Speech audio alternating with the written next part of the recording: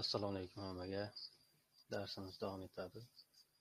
Bugungi mavzuyimiz o'lchov birliklari haqida. O'lchov birliklari haqida bugun quyidagi misollarni ko'ramiz. Ya'ni 9-misol. 9-misolda metr kvadratdan detsimetr kvadratga mana shunaqa kvadratli misollarni ko'ramiz o'tishda. 19-misol metr kubdan detsimetr kubga o'tish. 20-misol.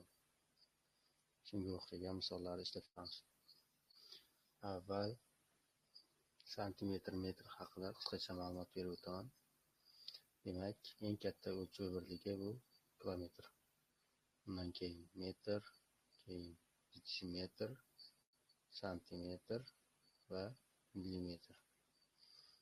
Demak, kilometrdan metrga o'tish uchun biz mingga ko'paytirishimiz kerak. Metrdan detsimetrga o'tishimiz uchun esa 10 ga ko'paytirishimiz kerak. Metrdan santimetrga o'tish uchun yana 10 ga ko'paytiramiz va santimetrdan millimetrga o'tish uchun yana 10 ga ko'paytirishimiz kerak. Agar millimetrdan santimetrga o'tmoqchi bo'lsak, biz 10 ga bo'lamiz. Santimetrdan detsimetrga o'tmoqchi bo'lsak, yana 10 ga bo'lamiz. Detsimetrdan metrga o'tmoqchi bo'lsak, yana 10 ga bo'lamiz va metrdan kilometrga o'tmoqchi bo'lsak, mingga bo'lib yozib olamiz. Demak, bo'ldi. Mana shu qoida asosida ishlayveramiz. Birinchi misolga e'tibor beradigan bo'lsak, 1 metr 2 santimetrni santimetrga o'tkazing debdi. Necha santimetrga teng? Demak, metrdan santimetrga o'tish uchun biz uni 100 ga ko'paytirishimiz kerak. Qo'shamiz 2 santimetr. Natijada 102 santimetr hosil bo'ladi. Demak, yana 2 metr 7 detsimetr 3 santimetr necha santimetrga teng?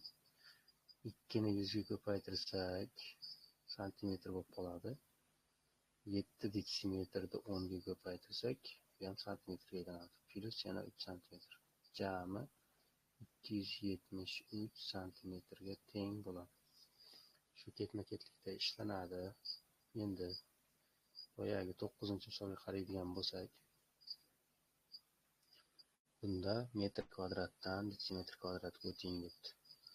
Metrdan detsimetrga o'tish uchun ifodani biz 10 ga ko'paytirishimiz kerak edi. Demak, 1 metr bo'lgani uchun 1 metrni o'rniga biz 10 detsimetr qilib yozib olamiz. Ya'ni 10 ga ko'paytirganimiz uchun. Va qavsda metr kvadrat bo'lgani uchun kvadratni qo'yamiz.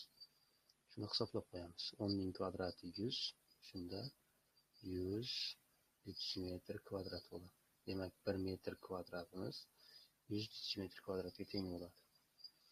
Demak, 10-misolda 3 metr kvadrat 125 detsimetr kvadratni detsimetr kvadratda ifodalaydi. Demak, 3 ko'paytirilgan metrni o'rniga detsimetrga o'tish uchun 10 ko'paytiramiz. Kvadrati bor faqat. Detsimetr o'zgarmaydi. 125 detsimetr kvadrat. E'tibor beramiz, 3 ni kvadrati bo'lmaydi bu yerda. Faqat 10 nikida 10 bo'ladi. 10 ga ko'paytirildi. 10 ning kvadrati 100. 3 ni 100 ga ko'paytirib 125 ni qo'shib qo'yamiz. Shunda 425 detsimetr kvadratga teng bo'ladi. Shu holatda santimetrdan detsimetrga o'tishimiz kerak. Santimetrdan detsimetrga o'tish uchun biz uni 10 ga bo'lar edik.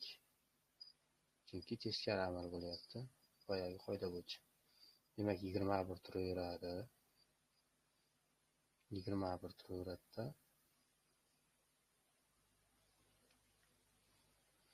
Faqat qavs ichida endi biz uni 10 ga bo'lishimiz kerak.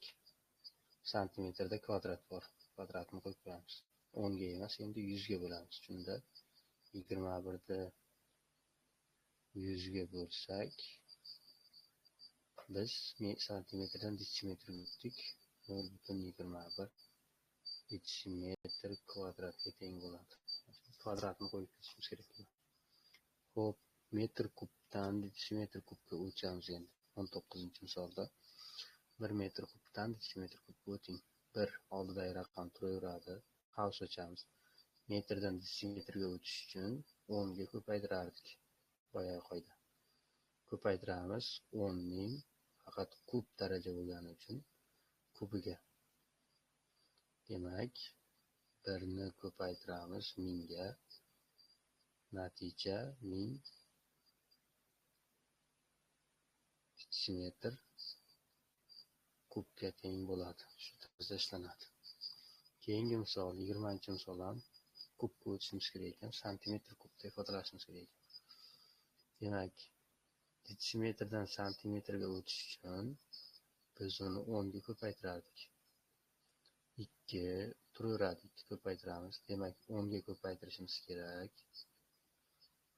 Faqat kubi bor darajada. O'shamiz santimetr o'zgarmaydi. 120 santimetr kub. Buni hisoblasak, 10 ning kubi 1000, 2 ni 1000 ga ko'paytiramiz. Qo'shamiz 120 ni hisoblasak 2120 detsimetr kub hosil bo'ladi. Demak, kub bo'lsa mana shu holatda ishlayveramiz. Xo'p, 21-misol 100 metr kubni kilometr kubda ifodalang debdi. Demak, metrdan kilometrga o'tish uchun biz uni nechiga bo'lardik? 1000 ga bo'lardik. Boyagi qoida. 1000 ga emas, 100 ga bo'lardik. 1000 ga bo'lardik, to'g'ri. 1000 metr 1 kilometr bo'lgani uchun 1000 ga bo'lardik. Demak, 21-misolda 1000 turaveradi. Metrda o'rniga biz 1000 yozamiz. Kilometrga o'tyapmiz. Faqat darajada kubi bor. Demak, barobar. Demak, biz bu yerda bo'lish amalini bajaramiz. Bo'lamiz. 1000 ni bo'lamiz ekan 1000 ni kubiga. Buni hisoblasak, demak 1000 ni bo'lamiz. 1000 ning kubi degani 1 million bo'ladi. 1 milliard bo'ladi. 1 million 1 milliard bo'ladi. Bo'lganimizda qisqaradi 3 ta 0. Shunda 0,000001 kilometr kubga teng.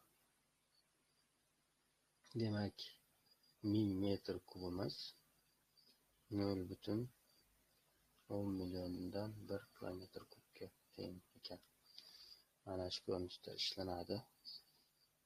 Qolgan misollarni o'zlaringiz ishlab ko'rasizlar. Rahmat hammaga e'tibor uchun. Shunday ko'rinishda ishlab ketaveramiz.